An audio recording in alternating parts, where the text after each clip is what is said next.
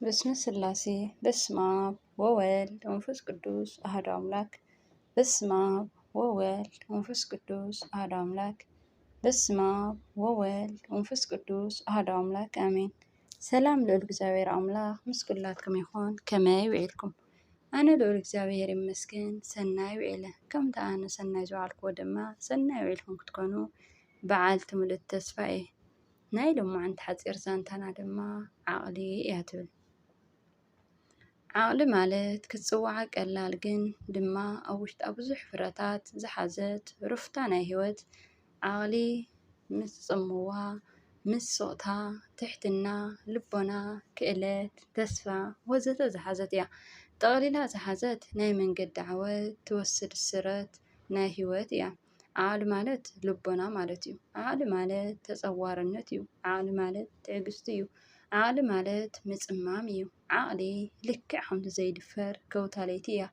እታ ለይቲ ቀስ ኢላ ትወግሕ። ተስፋ እቲ ዓቃቢ ሰብ ድማ ካብ ግዜ ናብ ግዜ እናበርሀ እዩ ዝረአ።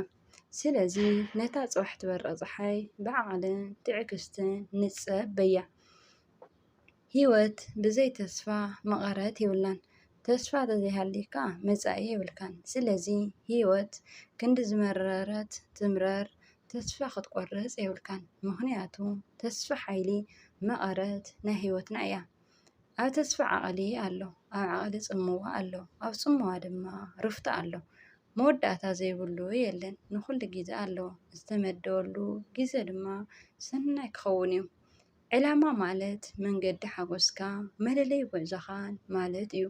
ኣብ ዕላማ ሓደ ክትፈልጦ ዘለካ ዓብይ ነገር ኣሎ።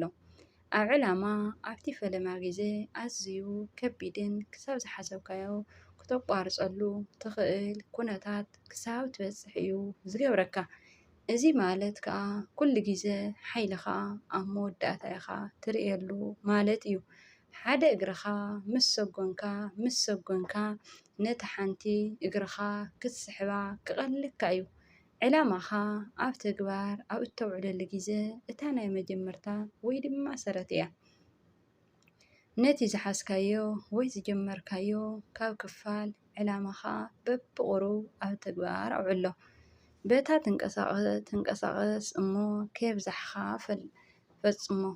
በፍፁም ግን ኣንፈትካ ከይጠፍአካ ካብ ምስራሕን ወይ ምትግባርን ኣይተቋርፅ።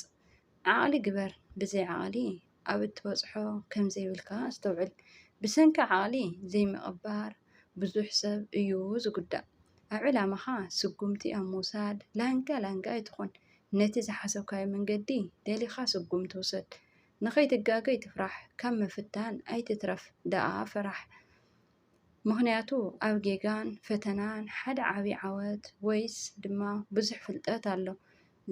ዝደለኻዮ ንምርካብ ምስ ንኡል እግዚኣብሄር እናተዛረብካ ፀሎት እናገበርካ ዓቕሊ ውሽጥኻ ምእካብ እዩ።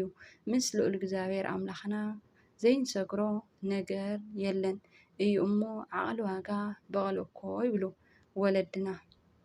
ግን ግድን ተስፋን ዓቕልን ክህልወና ኣለዎ። ሰላምን ፍቕርን ተስፋን ንኩሉ ወዲ ሰብ ይኹን።